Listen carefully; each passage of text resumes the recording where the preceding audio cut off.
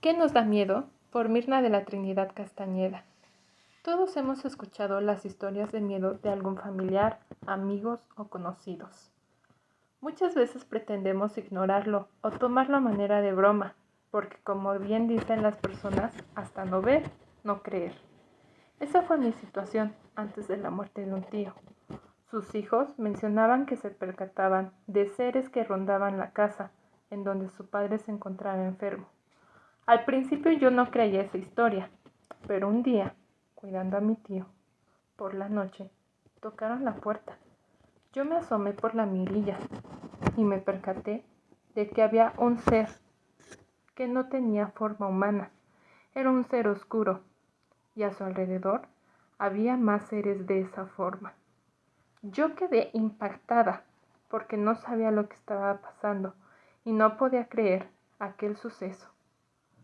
2 días después, mi tío falleció. Era el mayor susto de mi vida y desde ese momento comprendí a qué le tengo miedo. El miedo es una respuesta natural ante el peligro, una sensación desagradable que atraviesa el cuerpo.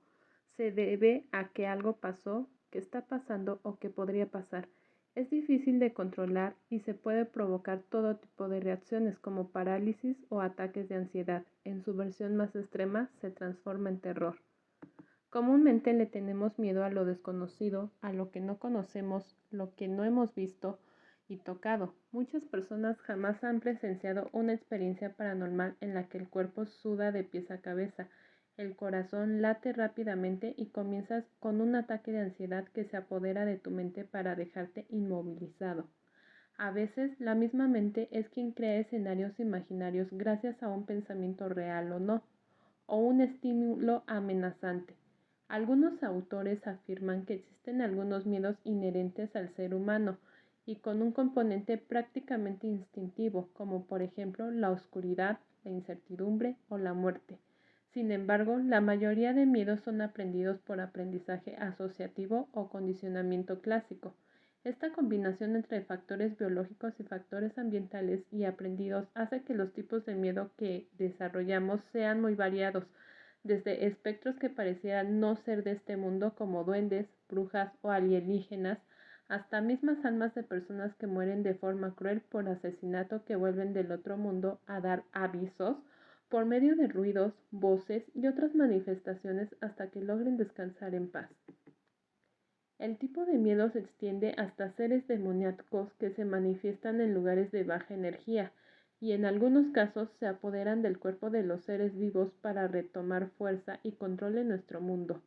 Del lado contrario, las manifestaciones religiosas en lugares de mucha fe como monasterios e iglesias dejan sorprendidos a todos. No hay por qué generalizar el miedo cuando se puede manifestar de muchas formas. Ahora bien, vamos con el origen del miedo. Se encuentra en el sistema límbico, donde residen las emociones. Obedece a un mecanismo hormonal que se desencadena en la amígdala central, produciendo una reacción anestésica para el sujeto que está en el peligro. Estamos acostumbrados a ver al miedo como algo intrínsecamente negativo. El cuerpo responde ante una supuesta amenaza y esto le permite actuar con mayor rapidez y eficacia ante las adversidades. Sin embargo, se puede decir que ante la medida adecuada es saludable y necesario tener miedo, ya que ayuda a evitar los peligros y contar con una mentalidad abierta para aceptar que existen muchos sucesos inexplicables que provocan el miedo a lo desconocido. Las personas que están interesadas en temas de miedo y que han tenido experiencias que interpretan como tales han reforzado sus creencias espirituales y su percepción subjetiva de bienestar. Por lo general, estos efectos son el resultado combinado de una o más experiencias de acuerdo con los expertos. El hecho de que las experiencias paranormales produzcan reacciones positivas en algunas personas es muy importante para la psicología positiva. La distinción entre quienes tienen muchas o muy pocas experiencias es más interesante que la distinción entre aquellos con o sin experiencia. Además, las experiencias pueden estar asociadas a efectos secundarios mucho más positivos que las experiencias paranormales, lo que indica que el miedo es la latente siempre a lo desconocido, más cuando no se ha vivido, visto, tocado o presenciado. Conocemos infinidad de historias que nos han contado nuestros amigos y familiares. Hemos vivido historias de terror, ya sea en nuestra casa, algún viaje, trabajo o el lugar donde sea que nos han aterrorizado. Hemos visto infinidad de videos de seres que se manifiestan de diversas formas, en busca de algo que han dejado en nuestro plano existencial. Lo más evidente es que cada ser humano tiene miedo a lo poco o nada conocido. Y ese miedo se traduce en distintas formas que no se puede generalizar en nombres porque aún nos falta mucho por descubrir y mucho por conocer de este mundo. El miedo es un bien porque nos pone en alerta ante el peligro o ante una posible amenaza. No va por un tema de religión entre Dios y el demonio. Es sencillamente entender que la baraja de posibilidades está abierta con seres de otra dimensión y es un componente normal, porque al final de cuentas somos una pequeña parte del universo infinito, que existen muchas dimensiones y posibilidades de vida de otros lugares. ¿Qué pasará después de la muerte de cada ser humano? Eso es lo que nos preguntamos.